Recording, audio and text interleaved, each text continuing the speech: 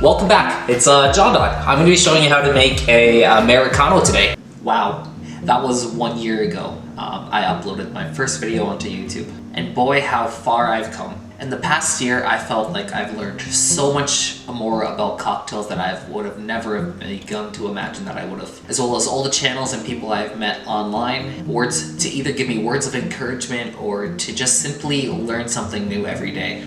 Today I wanted to revisit the drink that I first uploaded on here, the Americano.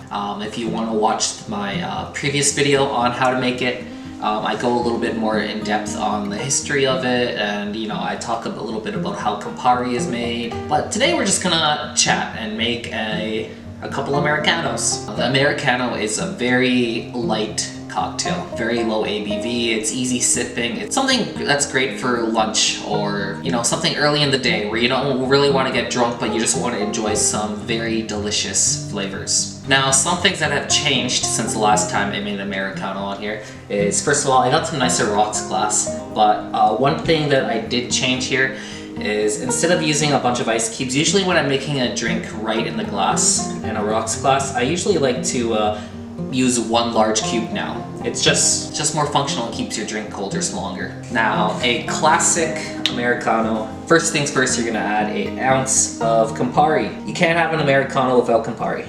Next, you want some sweet vermouth. I'm using Emu fortified wine from Australia. I've been using it on my Manhattans lately. It technically isn't a vermouth because it doesn't have any wormwood in it, but it still has all those same flavors.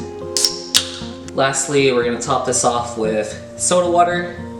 And give that a bit of a stir, just so all the flavors aren't locked down at the bottom. And then we're going to finish this off with orange peel all around the sides. And that is your Americano.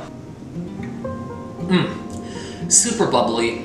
A lot of bitter notes like rhubarb, cherry, red fruit, all that Campari taste. And just a little bit of sweetness coming from the vermouth. Now that's a classic Americano. And when I'm making them for myself, I do it a little bit different. I do 1 ounce of Campari. I up the vermouth and do a whole ounce and a half. And instead of soda water, I like to use cherry sparkling water. I just find it suits the drink so well.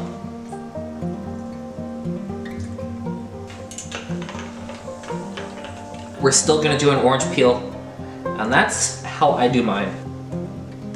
Now, it has all the same tastes as an Americano, but it's a little more sweeter. The cherry sparkling wine doesn't really overpower anything. In fact, it blends so well into the Campari that you don't even notice it's there. It's like you get to taste more Campari without the bitterness. And it's just a sweeter drink, but it's right around the corner. It's almost the same. Well, those are my Americanos. Lastly, I did want to thank everybody who has joined my channel and subscribed to me over the past year. It has been quite a journey, and I cannot wait to see what the upcoming year has to bring forward for me. This year, I hope we can at least hit 500 so I can start making those community posts. I really want a way to interact with all of you. Down in the description below, I have a bunch of links to a bunch of other channels. These are all channels that either inspired me, that I thoroughly enjoy watching, they also enjoy watching me, and just channels in general that I think you should check out and subscribe to as well, if you enjoy cocktails like I do. Thinking back on my first Americano, I was using stale vermouth 100%. I don't think I knew better a year ago. I had the bottle of martini and I think it was right on my shelf there. I kept it there and it was like 3 months old. And revisiting this, it's just, keep your vermouth in the fridge. Anyways, thanks again. Please remember to like, and if you want to see more videos on this channel, consider subscribing. Until next time, cheers.